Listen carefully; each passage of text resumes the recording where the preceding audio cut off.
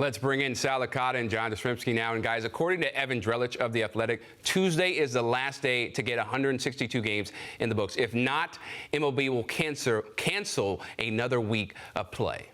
Yeah, thanks, Chris. I mean, look, JJ, I thought we were already at the point where games were canceled. I mean, so much for those deadlines, by the way. Isn't that what They're like my deadlines in high school? They keep coming up with these new deadlines. It's ridiculous that they don't mean anything. And I like what Levine had to say, but who's he talking to? He's on radio shows talking to the fans. The fans already know. We've had enough of this nonsense. Go get a deal done. I'm sick and tired of hearing the back and forth. Sick and tired of hearing the numbers. I'm sick and tired of hearing about the deadlines and the would-be cancellations.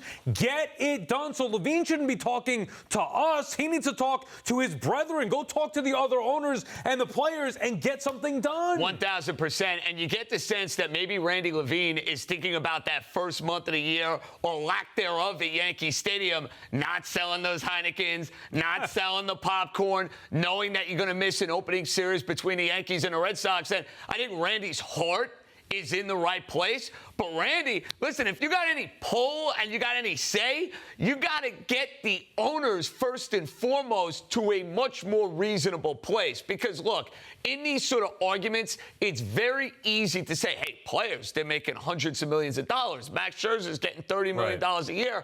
But when you see the insanity with these television contracts and you see the revenues that are going up throughout baseball, listen, I'm sick and tired of talking about it, but it's real. The players have a legitimate gripe when it comes to that, Sal, and they're going to make their voice and their message heard. Well, and that's the same thing. Then it gets back to, okay, well, the players don't trust ownership. So then you have a guy like Levine saying, well, that shouldn't be the case. And that said, he could go on and say, well, we're not crying poverty, but there's not endless money. And again, bottom line, the fans do not care. They know that they want baseball. Right. Bottom line, they want games as soon as possible. And then again, Levine, oh, well, we're all losing money the longer this goes on. Yeah, and the fans are losing the sport, so we don't really care who's losing money. And by the way, the double talk with Manfred, the commissioner's office, all this different stuff with the owners, how could they have a deadline and say the first two series of the year, this is their words, not mine, canceled, and now a report comes out that to get a 462, this Tuesday is now the deadline. That doesn't make sense. Well, you can't take them serious. So how could you trust them? They are lying. Well, that's why when we have these arguments about who's more at fault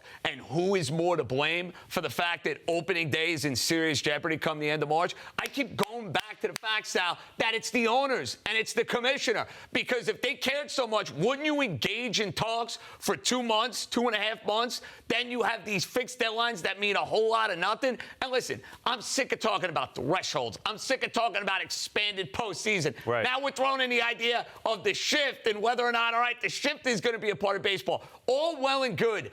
Get me the Yankees, the Mets, and all the other teams back on the field. Wouldn't it be nice if we were talking about the future of Freddie Freeman or the future of Carlos Correa or the Mets trying to be a win-now, all-in team for this season? Instead, you and I are trying to basically have a law degree and breaking all this down. And nobody wants to watch or listen to that. We want to hear and talk, and we don't want to talk about it either. We want to talk about baseball games. Unfortunately, that's not the case. And the Players Union, one quick thing, they do have the best union, and they do have the best contracts guaranteed. So I'm not. We should have them repping us, by the way. Well, exactly. But I'm not going to cry for them either. Both sides are wrong. Bottom line is get a deal done.